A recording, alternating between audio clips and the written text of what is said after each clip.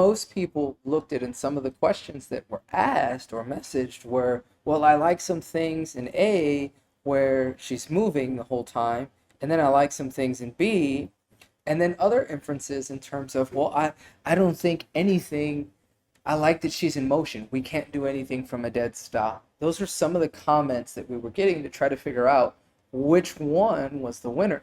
And by and large, an improvement of 5 miles per hour in your average pitch speed is a big deal over a 2 day period. Now, we're always going to go to the behind view because when we look at something from the side, what gets lost is what ultimately is of value. Pitching and the opportunity to command velocity in a pitch always becomes a math equation. Force equals mass times acceleration. So that means from a technical aspect, if I'm not moving and shifting my center of mass over to that right foot before I'm applying force, or on the other hand, the better I get at doing that, the greater opportunity that if 98% of the pitch is the same, should be more to generally go into the ball because there's a higher number, a higher amount of force that we're going to hit the ground with. Subsequently, that means there's going to be a higher number of force that's going to go into our body.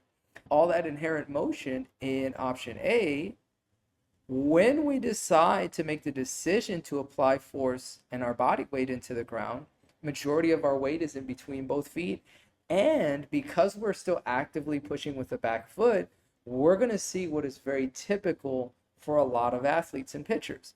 We're going to start to sway and laterally shift the upper body to try to get over the front foot instead of actually moving our center of mass. But we go to test them, and during their push, there's a large amount of weight missing, and then we see a behind view like this. The first thing we want to focus on is simplifying and helping the athlete understand that your job and your role with your back foot, first and foremost, is to be sure that the weight you are moving into the floor goes into your front foot.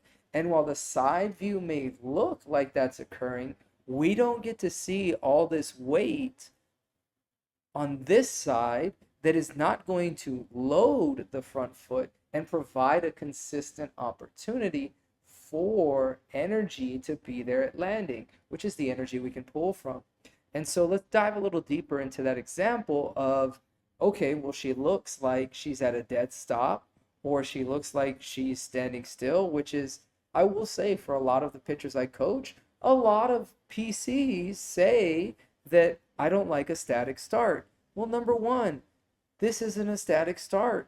There is a counter motion that happens, meaning there is a reversal of weight and energy that occurs. When the athlete drops weight like this, that is not a static moment. That is how you would test on force plates counter movement jumps. If there's a counter movement, it is in the title.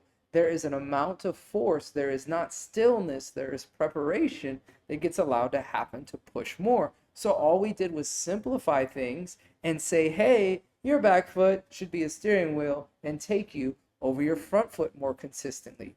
And every time that happened, well, she was putting more energy into the ball, and whatever changes occurred happened because of just those two pieces of information. Now, how does this work? You see me over here on the force plates. There's these two jumps that I'm going to do. The first one, I'm going to purposely go down slowly and then jump when I'm already moving away from my feet. So number one, you're going to see how high I jump. On average, that was like anywhere between 9 to 12 inches in height. Those two things right here at the bottom are measuring that. Now here's that jump right here. So when I make that jump happen, I was pushing with over 600 pounds of force. When I then presented to myself the idea of, again, creating that reversal, so I just went from dropping my weight down to jumping. Here's what a lot of us don't understand. Number one is the height. That height averaged anywhere between 17 to 19 inches.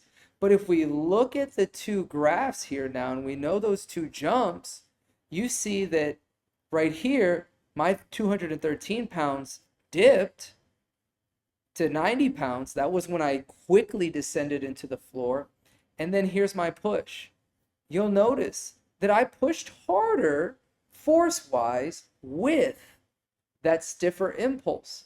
But what is part of the task of pitching? Creating stride length.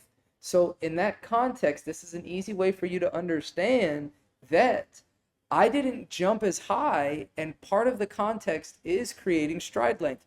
Part of the context would be creating a larger vertical jump. So it's not just simply about how much force you can create. This starts to give you the understanding of the direction and position of my body is also going to dictate where that energy is going more, where